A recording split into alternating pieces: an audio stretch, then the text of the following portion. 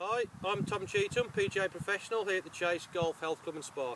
This video lesson we're going to be looking at awkward lies, and we're going to be starting off with the uphill lie. Okay, we're going to be looking at the changes in the characteristics of your ball flight off an uphill lie.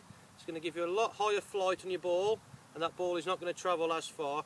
So depending on the severity of the slope, the steepness of the slope, depends on what club you should use. You maybe go 1, 2, maybe even 3 clubs extra depending on the severity of that slope.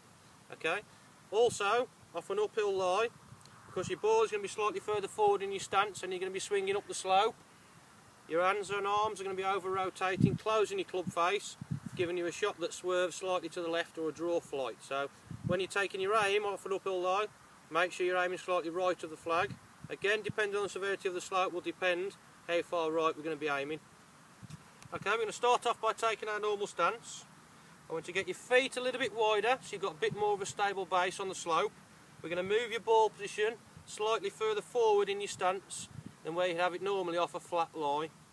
Okay, so we've got our wider stance. From that position there now, I want you to get your spine angle perpendicular to the slope.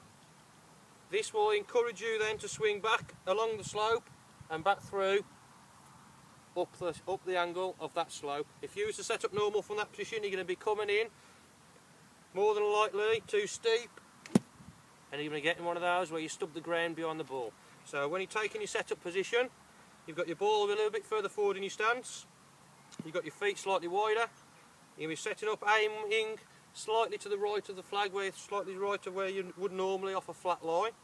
We're going to get your spine angle perpendicular to the slope. So you're setting up to the slope like so.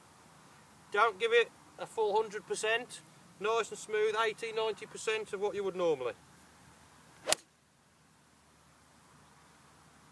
There we can see that ball flying nice and high with that little bit of draw spin, so just make sure when you're setting up that you're aiming slightly right to your target to allow for those over rotation of those hands and arms.